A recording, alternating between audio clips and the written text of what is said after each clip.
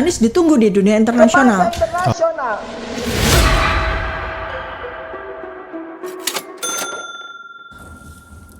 Si paling dunia internasional. Pernah nggak sih kawan-kawan merasa orang lain yang ngomong, tapi kita yang merasa malu? Mirip-mirip kayak gini. Ibu ini kalau sudah ngomong internasional, rasanya semua sudah paling bener, paling sepintas memang terlihat keren, tapi menurutku jatuhnya malah kayak ngelantur, kawan-kawan. Pertama kali waktu saya dengar dia di podcastnya Rafli Harun, pasca kekalahan Pak Anies di Pilpres. Orang-orang yang pengen mengusung Anies menjadi gubernur. Kecewa nggak sih kalau buat saya? Karena apa saya bilang, Anies itu adalah tokoh bukan hanya untuk negara ini.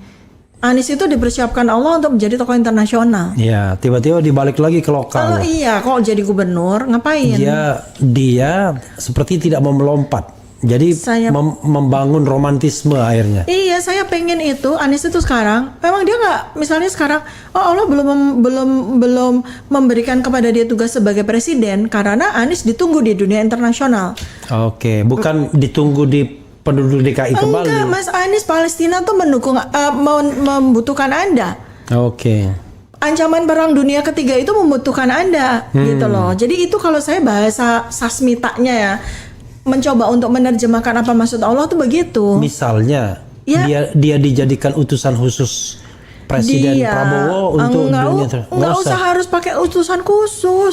Dunia internasional itu udah sangat mengakui ketokohan dari. Jangan menggunakan fasilitas negara Prabowo gitu ya. Anies terlalu kecil buat jadi utusan negara untuk mengurus itu, enggak. Internasional butuh dia. Sekarang ancaman-ancaman, tantangan-tantangan bagi umat manusia. Kalau yang ngomong gini anak kecil yang memang aspek kognitif atau penalaran berpikirnya masih berkembang, it's okay lah, nggak ada masalah. Tapi yang ngomong ini orang dewasa yang konon juga mempunyai pendidikan yang cukup tinggi. Ngapain coba capek-capek Pak Anies ikut kontestasi Pilgub? Menurut peneliti senior LIPI, Siti Zuhro mengatakan bahwa Pilkada 2017 adalah pilkada yang paling buruk yang pernah terjadi di Indonesia. Bagaimana tidak kawan-kawan, sampai ada orang yang masuk penjara, kemudian ada mayat yang tidak tahu apa-apa juga menjadi korban. Terus ngapain juga sekejam itu menilai rendah sekali Pak Prabowo pasca debat Pilpres kemarin? Nah ini kan sangat kontradiktif kawan-kawan. Tadi ngomongnya apa? Anies terlalu kecil untuk jadi utusan negara. Dunia sangat membutuhkan Anies. Perang dunia ketiga membutuhkan Anies. Kemudian sekarang terkait ijazah Pak Jokowi, dia juga keluarkan senjata ini kawan. Senjata internasional. Kami sudah mengirimkan surat ke lembaga-lembaga internasional dan sudah mendapatkan respons.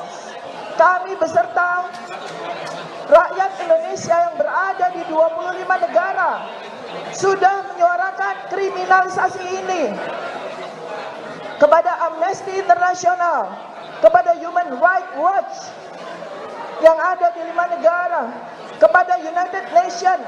Bahkan kami sudah bersurat kepada Presiden Amerika Serikat, Presiden Donald J. Trump, untuk menunjukkan kesungguhan kami untuk membawa persoalan kriminalisasi kami ini kepada internasional.